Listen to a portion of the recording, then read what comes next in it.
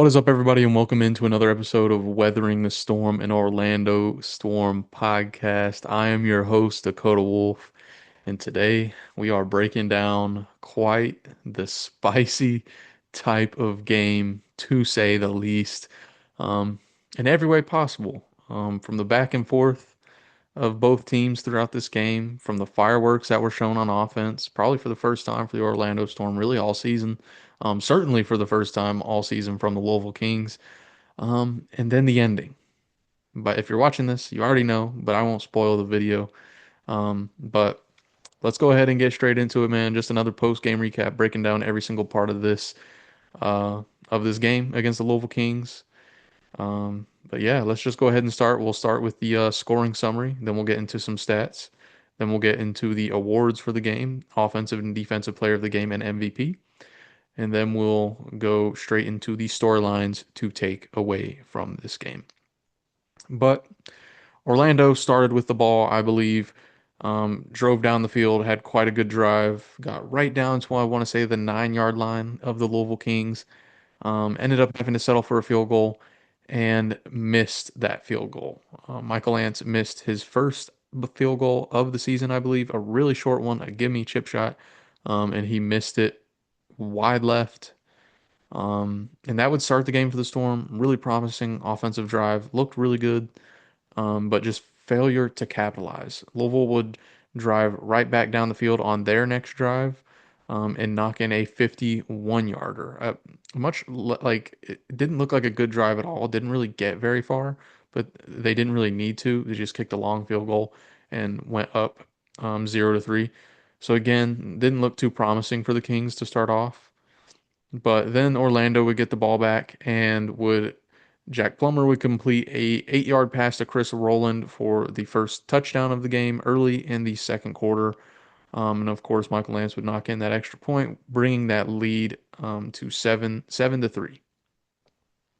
Louisville would drive down again, and that drive would stall out in the red zone as it has often.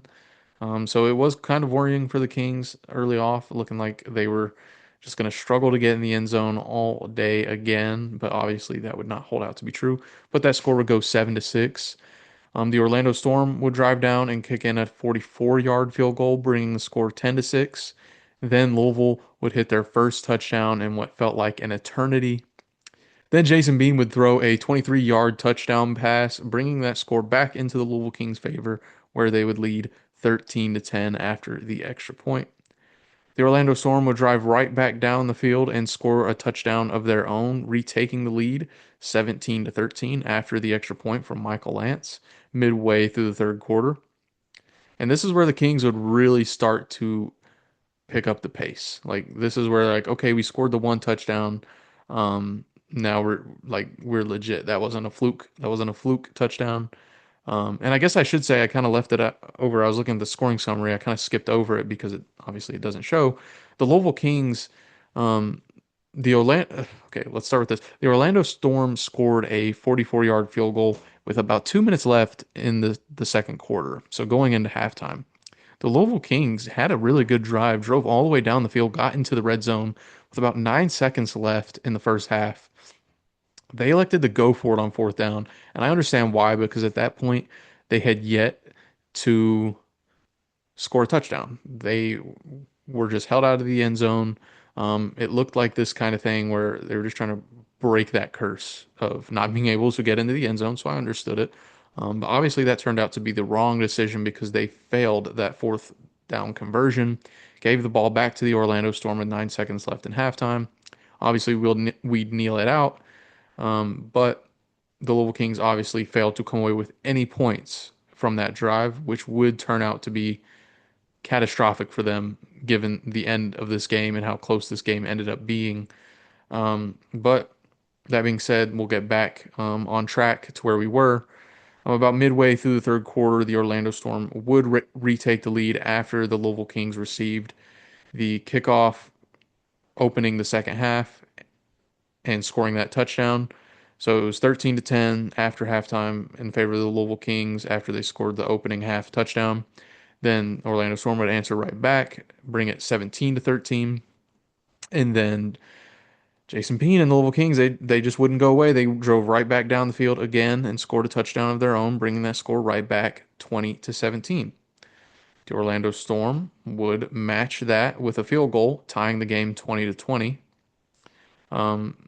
Then we wouldn't score again until the Orlando Storm got possession of the ball again. And Jack Plummer completed a deep pass to KJ Hamler for about 40 yards, which would be a touchdown. Now, this was quite a controversial decision by the referees in calling this a touchdown. KJ Hamler caught the ball at about the 2 yard line, a diving catch to the 2 yard line. Ball kind of bounced out of his hands and hit the ground, but he slid into the end zone. So the way they ruled the call was he caught the ball, his elbow hit the ground, so it was a complete catch, but no one touched him. So he was not down by contact, even though his elbow hit the ground. So he completed the catch. I guess the elbow hitting the ground secured that catch. And then he fumbled into the end zone, but he was maintaining possession, just bobbled it into the end zone, which would count as the touchdown. That's how I took it away because the ball definitely popped out and hit the ground. But he caught it, his elbow hit the ground first, so that secured the catch. And then he slid into the end zone, kind of fumbling the ball, but still maintaining possession or recovering possession for the touchdown. So that's how I understood it. That was a bit of controversy online. A lot of people said that was not a catch because the ball popped out. But that's just how I saw it. That's how I guess they saw it. But that ultimately would count as a touchdown, which would put the Orlando Storm back up 27-20. Of course, the Louisville Kings would drive right back down the field and score another touchdown to match that and take this into overtime with about a minute left in the fourth quarter. Of course, they would hit the extra point and tie it up 27-27.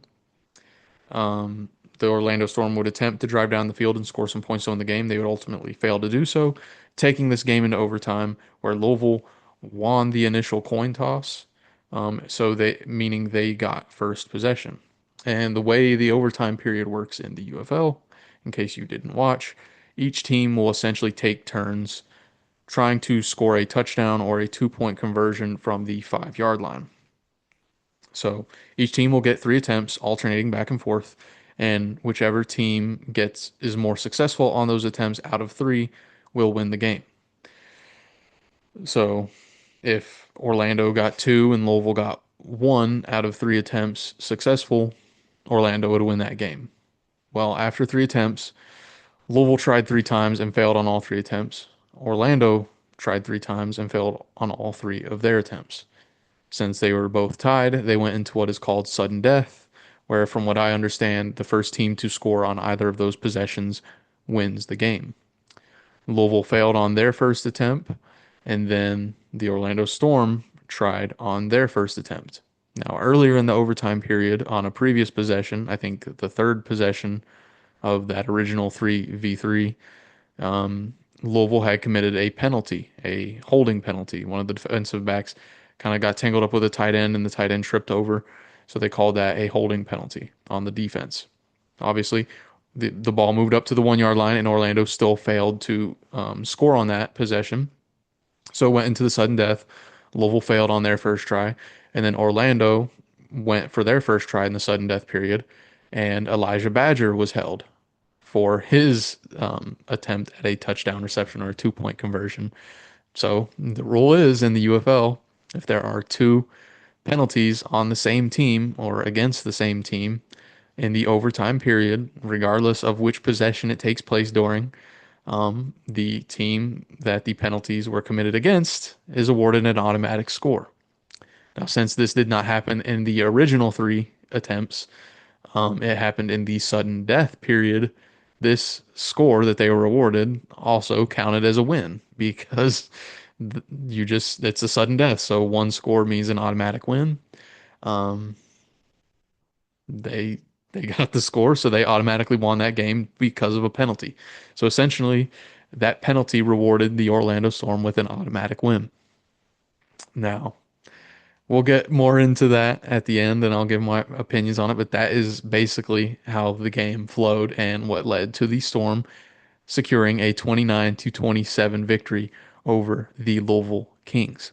Now, We'll go over that at the end of the video, but let's go ahead and get into the stats of this game. Um, Jack Plummer, obviously, your starting quarterback for this game, completed 21 of 34 passes for 249 yards and three touchdowns, no interceptions, a completion percentage of 61.8, and a passer rating of 113.5. Now, obviously, a lower completion percentage for Jack Plummer, but still a really good one. Good yardage and three touchdowns, and still a really good passer rating. So we'll get into it more, but this is personally my favorite game from Jack Plummer, despite this being his worst completion percentage. I was really impressed with what I saw. But we'll just stick to the stats for now, and then we'll get into storylines later. But let's move into the Louisville Kings passing attack, where they actually had three quarterbacks throw passes in this game. Jason Bean, of course, being the lead guy, completing 23 of 46 for a 50% completion percentage and 352 yards and three touchdowns. He had a 97.4 passer rating. Lucky Jackson, the star wide receiver for the Kings, also completed one pass for 26 yards, and Chandler Rogers threw one pass for 8 yards. I think he filled in for one play for Jason Bean when Jason Bean looked like he was kind of injured. It looked like his ankle or something with his leg was wrong, and he was kind of limping around. So those were the other two passes, but the majority of this game was on Jason Bean, which since this he isn't one of the storylines, I'll just go ahead and talk about his performance, I guess. And it was really polarizing. Um, he had some throws where he looked like the best quarterback in the league, amazing throws, perfect on point. And then he had some throws where I don't know if he's just in his own head or what, but super simple screen passes or little slants or just little short routes. He just completely throws over the guy's head by a mile, or throws it at their feet, or just completely misses a wide open guy. But then he'll throw the perfect throw in a million years on the next pass. So Jason Bean's super up and down, super inconsistent, but there is potential there, and obviously he can run with his legs and make plays that way. But I do feel like this game could have ended differently if he could just hit a couple of those gimme throws. It could have put this game away for the Kings, but unfortunately for the Kings, they were not able to hit those, and just didn't get it done. On the inverse, you could say if it wasn't for Jason Bean making some of these crazy throws that he probably shouldn't have made, then they wouldn't have been in this game to begin with. But either way, some of those throws you just have to have them as a starting quarterback. You have to hit the easy ones just as much as the hard ones. So a little rough for Jason Bean at times, but I mean, at the end of the day, 352 yards and three passing touchdowns, a solid day, and definitely his best game all season.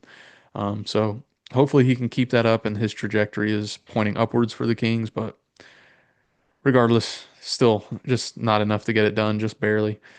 But then we'll go ahead and get into the rushing game for both of these teams, starting with the Orlando Storm. Another relatively quiet game, still not able to match that week one performance. Trey Stewart actually led your running backs with 8 carries and 35 yards. Deshaun Corbin right behind him with the same amount of carries, 8 carries and 26 yards. Then Jack Plummer, 4 carries for 17 yards, a long of 12. So, the bulk of it on one carry. And I will say the one carry was really funny. It was a designed quarterback run, a read option. He kept it, and the edge had him locked up on the line, but I don't know if he thought Plummer was just going to fall over or slide or what. But Plummer did a little like really slow juke move and actually got this guy to fall flat on his face on the grass and is what got him those 12 yards. So really funny. That was by far the funniest play in the entire game. But really cool to see that nonetheless. I don't see this read option thing working outside of this game because obviously they ran it three more times and he got a total of 5 more yards on those 3 carries. So nothing I'm seeing that's going to work long term with that read option, but was pretty funny to see them run it and go back to that on several occasions throughout this game. Only other attempt was KJ Hamler once for a negative 4 yards, so just a little wide receiver run and got blown up on that one, but nothing too notable. Now going into the Kings, they had a much better running day in this one than they have previously, but still nothing too crazy, nothing too impressive either. Benny Snell led the way with the Kings on the ground, and finally they just fed him the ball. Again, not as much as I feel like they should have, but still by far and away led the team in rushing. 12 attempts for 50 yards, a long of 22 for 4.2 yards per carry average. Um, I just feel like, again, Jason Bean, 3 attempts, 14 yards. So, of course, he got it done on the ground as well. He can scramble when he needs to. And then Ian Wheeler, 1 for -1. So, nothing really of note there for Ian Wheeler. But with Benny Snell, like, again, he was by far and away the leading rusher in terms of carries and yards on this team. I just feel like they should have ran it more in general instead of passing the ball so much. Um, 48 total attempts for the Kings in this game. Um, 46 of them obviously being on Jason Bean. So I get it was a shootout, but I just feel like they should have tried to control the tempo of this game a little bit more, slowed it down and ran it when, because they did have leads at different points. They should have just tried to run this a little bit more instead of forcing Jason Bean to just keep throwing it and throwing it and throwing it. But I mean, it got the offense their best game of the season, so I guess you can't complain too much with the strategy they decided to do. So Benny Snell had his best game of the season, albeit still like nothing crazy, but his best game of the season. So again, hopefully that trajectory and that arrow is pointing up for that whole Louisville Kings offense, um, and they don't revert back to what they were like in weeks 1 and 2. Now going to the receivers for the Orlando Storm. We had 6 total receivers record a catch in this one. I won't go over everybody, but your stars here. Chris Rowland leading the way by far with 9 catches, 112 yards, and 1 touchdown. Really amazing game for Chris Rowland. Him and Jack Plummer are certainly developing that chemistry. Plummer kind of liking to, settle for the short throws and the safe throws and just taking what the defense gives. Chris Rowland fits that perfectly, being that slot guy, just PPR god is what I call him in fantasy. If PPR is basically points per reception, so in fantasy, each catch gives you 1 point, even if that catch was for 0 yards. So it's just an automatic point. And Chris Rowland is super safe in that role. Just in terms of receptions, he leads the team in receptions seemingly frequently. I mean, it's only been 3 games, so I think he's led the team in receptions 2 weeks in a row. Um, he just seems like he's going to settle into that role. Maybe not always the deep bomb, maybe not always the most yardage on the team. It was in this game, but he's a safe bet for an easy catch and just to move the sticks and just to get those little tiny chunk plays that really matter for an offense and keep the ball rolling and keep the whole offense moving forward and down the field. Chris Rowland just seems like that safety blanket receiver for Jack Plummer, and that is certainly really helpful, especially since, not to throw anybody under the bus, but there hasn't really been a tight end like stand out in terms of receiving on this team yet. And Chris Rowland seems to kind of be filling that role, that over the middle, just safety kind of guy. So really good game from Chris Rowland. Really impressive from him. And then KJ Hamler, second leading receiver, 3 catches for 74 yards and a touchdown. The bulk of that coming on the reception I mentioned earlier, where he caught it for 40 yards, and it looked like kind of an iffy call whether it should have been a catch or not. I still believe it should have been a catch, kind of how I explained. He caught it, his elbow hit the ground, so the catch is secured, but then it was like kind of like a fumble almost afterwards. Like I could see it either way. If they called it incomplete, I wouldn't have been mad at it. If they called it complete, obviously they did. I'm not mad at it. So I could see it either way. And then Elijah Badger, his most quiet game of the season for sure. Only 2 catches for 22 yards. He did obviously draw that penalty in the end zone, which was the game sealing penalty, I guess, for the Orlando Storm. But overall, a pretty quiet game from Elijah Badger in this one. Nothing like awful, like no like notable drops or anything. It just, the ball didn't really go his way. There's many playmakers on this team, so it just went to those guys instead of him for this one. So nothing to be worried about whatsoever for Elijah Badger. And then I'll mention Jashawn Corbin because he did get a receiving touchdown on this one, 4 catches for 21 yards, and then a long of 20, that being on that screen pass to get him the touchdown there. So then we'll move on to the Kings receivers, which they should have plenty of notable guys here because they kept hitting them deep bombs frequently. um, Isaiah Winstead, 7 catches for 114 yards, off of 14 targets as well. 24 yards after catch. So most of these were just deep bombs where he's catching it and going down immediately. Number 84 is Zach Davidson. If I just had to choose an MVP for the Louisville Kings off the top of my head, this guy would be him. 2 touchdowns and 2 clutch touchdowns for the Kings down in the red zone. This dude was just, it seemed like he was always the target for Jason Bean down there over the middle or in the red zone or whatever the case may be. Zach Davidson kept seeing him pop up and please cover him, please cover him. But he just stood out off the field for me and off the screen for me when I was watching the game. Then Lucky Jackson, the star receiver for the Kings, 6 catches for 78 yards and a touchdown. Then Trey McKitty, 2 for 44, and Caden Prather, 2 for 39. And that's all. I'll get into that. Let's go ahead and look at the defense. And again, we're not going to name every single player here, but we'll just name the players that recorded some notable stats. And we'll start with the leading tackler. Once again, Nate Metters seems like he's always at the top of the list. Him or freaking Josh Minkins are always at the top of this list or near the top of the list. He led the team in tackles. Behind him were Tavante Beckett and Michelle Powell tying with 4. And then we'll just go ahead and get into the other significant stats. So recording pass breakups, Tavante Beckett had 1, Michelle Powell had 2, Josh Minkins had 2, Mike Abraham had 1, and Brandon Sebastian had 1, and Isaiah Buggs also got his hand on 1. Tackles for loss, we had Kashawn Banks and Brandon Sebastian and Isaiah Buggs. So 4 total tackles for a loss for the Orlando Storm. And then recording the only team sack for the entire game was Kashawn Banks with 1. Now moving over to the Louisville Kings, leading that team in tackles is Keaton Ellis with 6 and Jaheim Thomas with 6. Behind them was Josiah Bronson, Cam Gill, Nick Cubits, and Eric Garrar, with 4.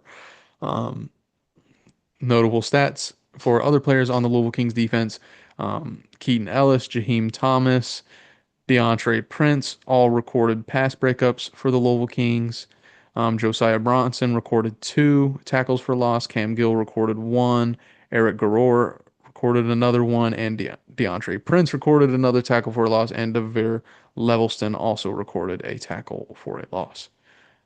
There were 3 total sacks for the Louisville Kings, and those were recorded by Cam Gill with 1.5, Devere Levelston with 1, and Jalen Allen with a half as well. So with all of those stats out of the way, I guess we'll go ahead and cover the special teams. Michael Lance was 2 of 3 on his field goal attempts. As I mentioned earlier, he missed that one from really close with a long of 44.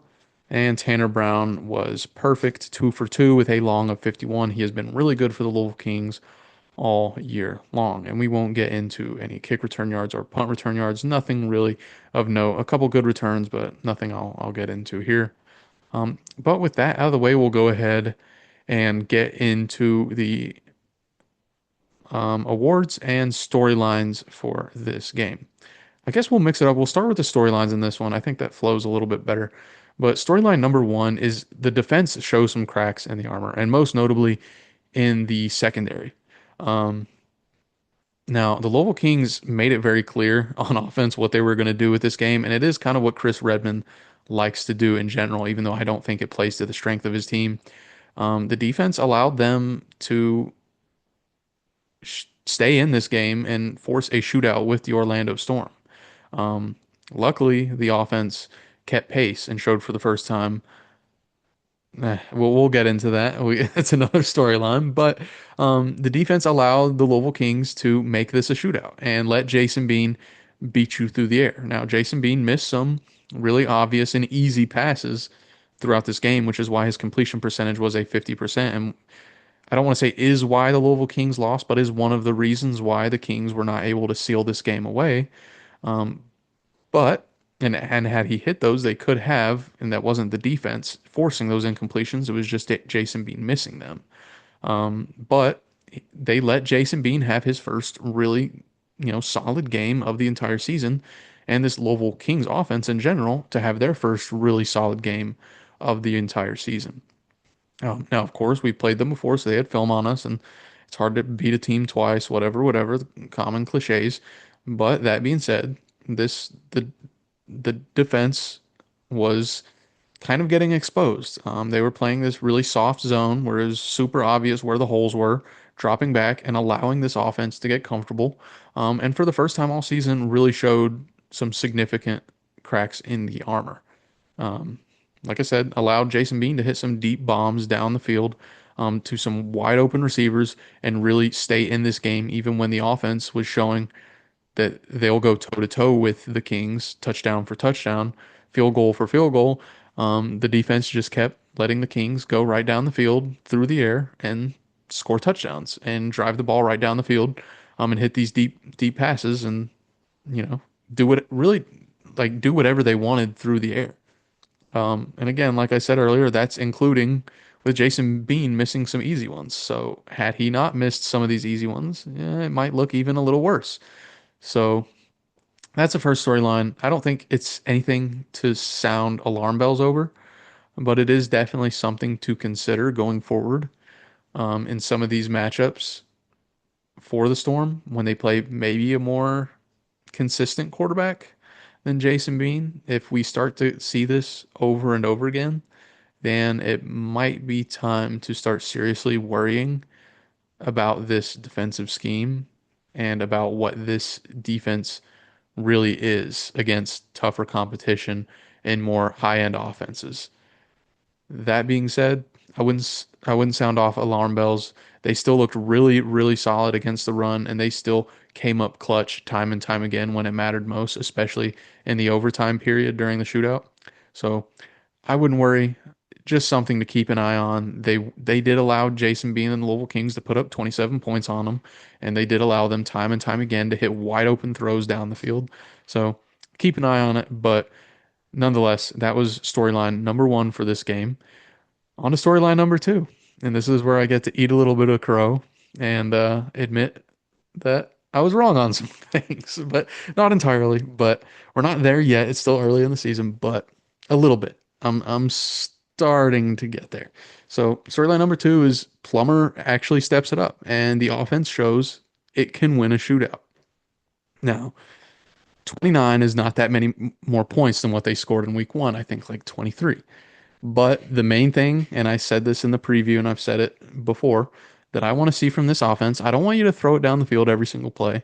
I'm fine with the safe offense slowly, you know, making ground down the field and playing it safe and taking what the defense gives and draining the clock. Um, I'm perfectly fine with that. But what I wanted to see is that when the offense had to go down the field. They had to take a shot. They had to be a little aggressive. They had to show that they can score points and that they can keep up in a high scoring, fast paced game, that they could do that and that they wouldn't just stubbornly stay in this little, okay, dump it off to the screen. Okay, throw a little slant route here. Throw it to the running back, running his route out of the back of the backfield. Um, when you have to throw it 5, 10, well, not 5, but 10, 15 yards down the field. Show me that you're capable of doing that. And in this game, Jack Plummer and the offense in general showed me that they could hit these throws when it mattered. And I think that kind of explains the lower completion percentage, which I'm perfectly fine with. 61% is solid enough. It's not in the 50s. So I'm fine with that. And Jack Plummer, I think, had himself a really good game. Throughout this game, I'm like, he actually looks like he's, in control. Like it's not just he's scared to throw it down the field, so he's constantly taking the check down. Now, I will say there was one pass that was really horrible, really awful in the red zone, where we're looking to score. And I can't remember if it was the same drive where we missed the field goal or not, but either way, we're down in the red zone and he's rolling out to his right. There's pressure in his face. There's about four defenders on the receiver that he's targeting in the red zone. Like I said, it's crowded. There's four defenders right there, and he is rolling out right. He doesn't stop and plant his feet. He's off his back foot. He like fade away, throws it, lofts it up in the air. Super easy to intercept. I have no idea how they didn't do it. Um, into quadruple coverage. Luckily, it doesn't get intercepted. It's obviously incomplete, but that was an absolutely atrocious throw, and that made me a little concerned. But in general, his good throws and his good decisions and the plays that he made that helped this team win the game far outweighed the plays that could have cost them the game. Um, and like I said, he showed he could actually take the ball down the field when he needed to. Now, in general, I don't want to act like it was some huge swing in offensive philosophy. It was, for the most part, the same thing. We're going to take what the defense gives. We're going to throw it short. We're going to hand the ball off. We're going to dink and dunk, to put it bluntly, or to put it rudely. We're going to dink and dunk our way to victory. And when we need to, we're going to take a shot. But like I said, that shot to KJ Hamler for about 40 yards, like he showed he could throw it downfield when he need to. So, and like in general, he looked like he was in control of the offense. He looked comfortable. Like he looked like he was running this team and he was true QB1. Towards after the week 1 matchup, I said it looked like the team was running as though they had the backup quarterback in. And I stand by that. It looked like it did. It genuinely looked like a backup quarterback was running the team and they were too scared to let the backup QB make a mistake. But that did not look like the case in this last game. So Jack Plummer, I say he's gotten more comfortable. And this offense in general has developed a long way since week 1. And that is really encouraging to see. Now, obviously, on the flip side of that brings in storyline number 1, where the offense looks like they're kind of getting it together and they look a lot more comfortable. And I'm a lot more at ease with them. But now the defense is starting to show maybe they're not as bulletproof as we thought they were. But again, that's one game. So let's see. Maybe the defense gets back on track and the offense starts to go back to how they were, or maybe the offense keeps it up and the defense continues to get worse. Maybe the offense keeps it up and the defense goes back to how good they were in week 1 and 2. Who knows? We'll wait and see. We'll wait and find out. But really reassuring from the offense what they were able to do in this game.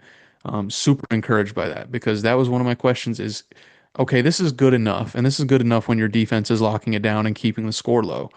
But will it be good enough when you get in a shootout?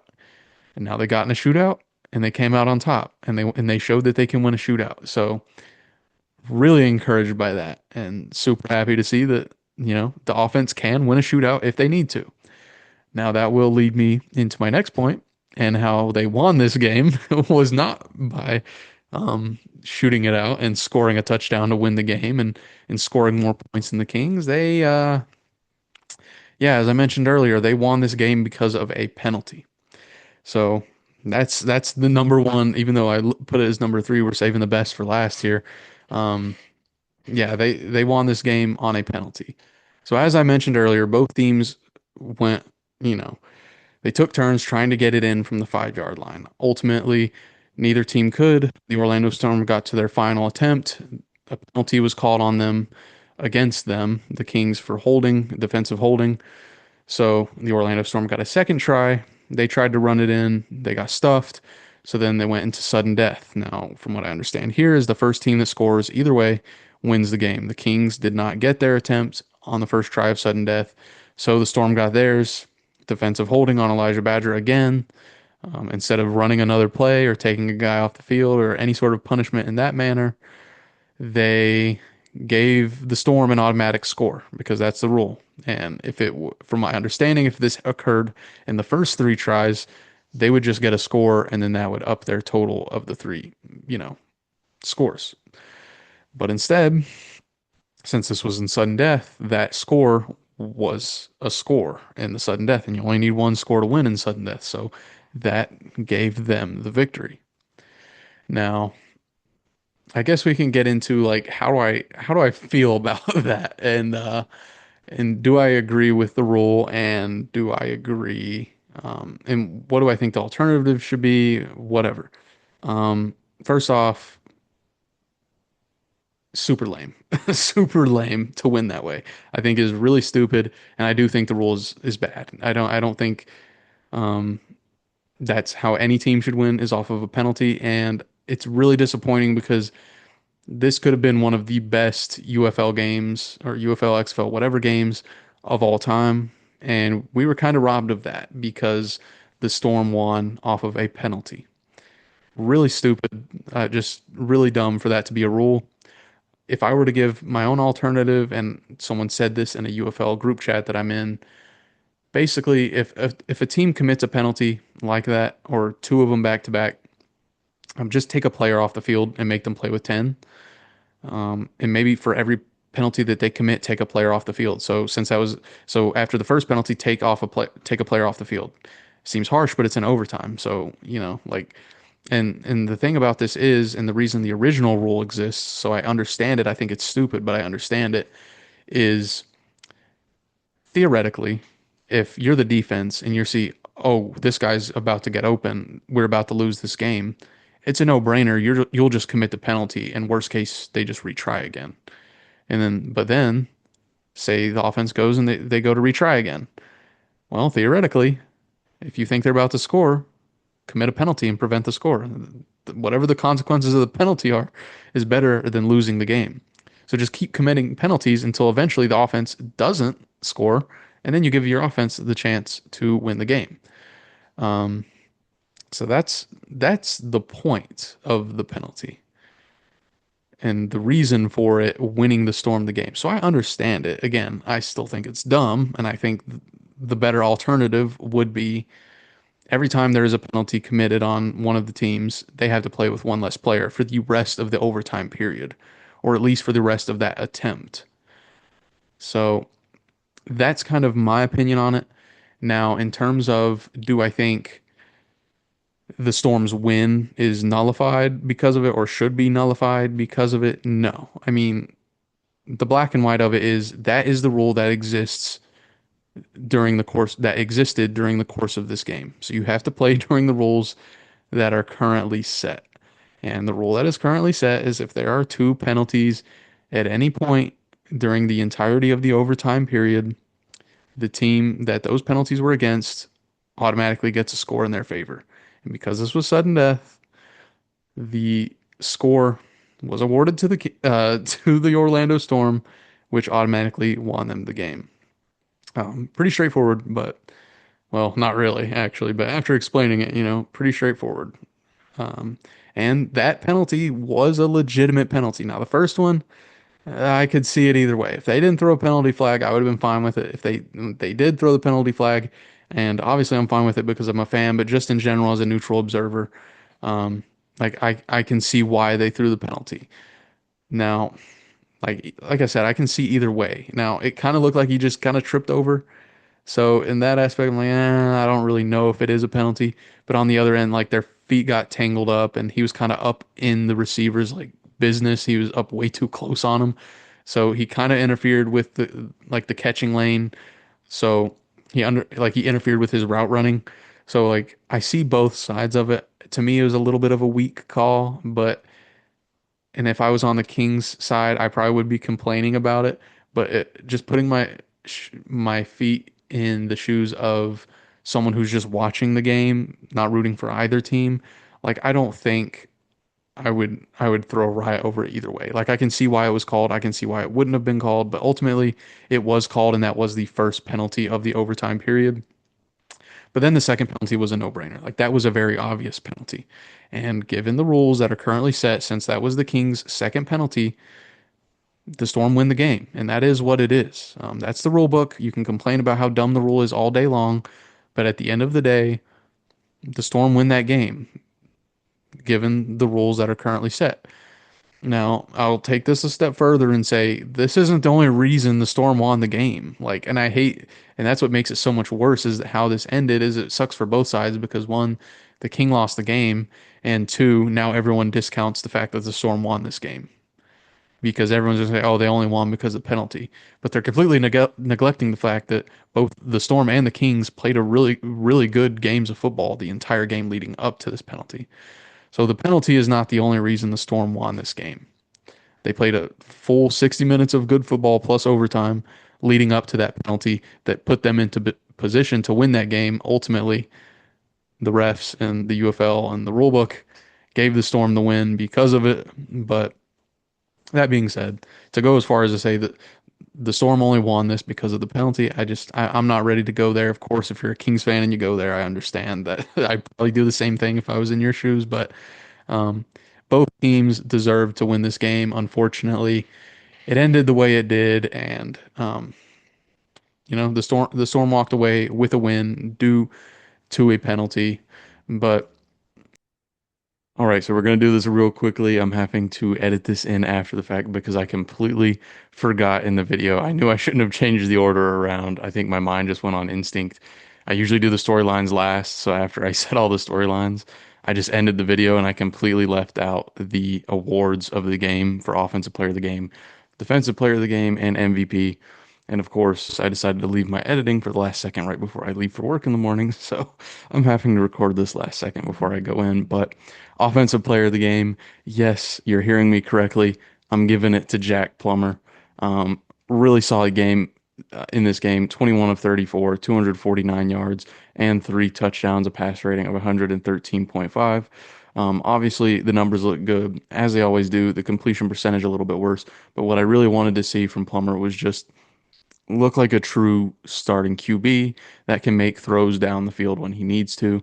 And he showed me that he was capable of doing that in this game. And just as importantly, he showed me that he can lead this team to win a shootout. This is their first shootout all year. Usually the defense can keep control of the game, lock things down, and just let the offense coast to victory. This one, they were not allowed to coast to victory because the defense got picked apart at times in this game. Um, and they had to show that they could win a shootout.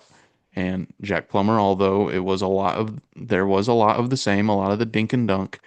When he needed to, he showed that he could lead this team to a victory in a shootout.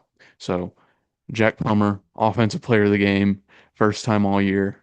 Congrats, Jack Plummer. You're winning me over, man. I'm not, you know, I, I'm just gonna go ahead and eat crow. Like I think like Jack Plummer's QB1, and I think like I'm cool with that. Obviously, I'm still super bummed about DTR. I thought he was the guy. I think his ceiling is a lot higher, but with the way this offense is built right now, I think Jack Plummer executes it perfectly. Um, Still, would I be very upset if DTR had to come in and play? No, not at all. I would be ecstatic. But Jack Plummer, you've won me over. That was a really good game. And I'm really hopeful that he can keep this up for the rest of the season. But he looked like he was in control. Like he looked like he was a legitimate QB1 and he was in control of the offense and he ran it well. And he's taking what the defense gives. And when he needs to, at least in this game, he's shooting, like he's taking shots down the field and he's making plays. So also got a little bit of a read option game going. I don't think that's sustainable, but he did juke out a guy and made him face plant onto the grass, which was just absolutely hilarious. I never would have expected that, but yeah, there we go. Jack Plummer, offensive player of the game. Let's go ahead and go into defensive player of the game. And much like last week, where I cheated on offensive player of the game and chose two guys, I'm doing the same thing in this one. It was really hard for me to decide between one of these two. I was leaning towards Kashawn Banks, which is one of them, but I also decided to give it to Tavante Beckett. I really wanted to give it to one of the two, and I couldn't decide who. I was trying to decide if one of these guys deserved MVP or not, but I didn't think they outdid the actual MVP of this game. So Kashawn Banks and Tavante Beckett are your two defensive players of the game. Tavante Beckett with four tackles and a pass breakup. Kashawn Banks with three tackles, one sack, and two tackles for a loss.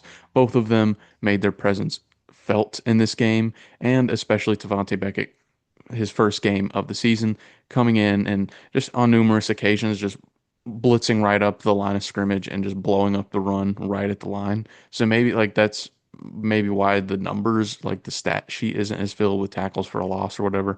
Technically, they're like 1 yard, 2 yard runs, but he was still able to make his presence felt on this game. And then obviously a really clutch pass breakup. I think it was in overtime, deflecting one of those passes away. And then Kashawn Banks, of course, recording the only sack in this game, and then multiple tackles for a loss. So his presence was very obviously felt as well.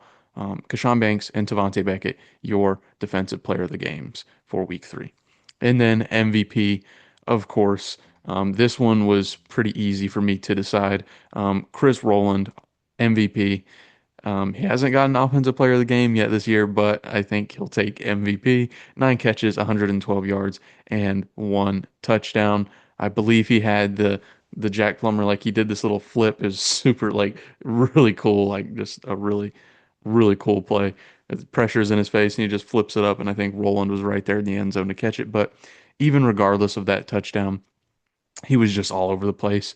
Anytime we needed a first down or we needed a clutch gain or whatever the case may be, Chris Rowland was seemingly right there to get that 10, 12 yards, however many yards we needed to move the chains. Chris Rowland is that guy. He is the chain mover. He's the gradual 10, 15 yards here and there. He can also get the deep ball, but he is more of that PPR guy. I call him that all the time. The PPR god just means he's getting a ton of catches. Like he's usually going to lead the team in catches, and that was the case in this one as well, with again 9 catches on 13 targets, 78 yards out of catch out of his 112. So, like I said, huge yards after catch guy, and huge PPR guy, just tons of receptions. He was everywhere. Seems like his name was called often, and not really any drops that I noticed. So again, MVP Chris Rowland stood out by far. This was an easy award for me to give, but that's going to do it for your awards for this game. Offensive Player of the Game, Jack Plummer. Defensive Players of the Game, Kashawn Banks and Tavante Beckett. Then MVP, Chris Rowland. Now I'll go ahead and cut back to the original video, which should just be the outro. I mean, that's pretty much going to do it, guys. The Storm win. They're 3-0. They're moving forward to Birmingham. They complete the sweep of the Louisville Kings this season.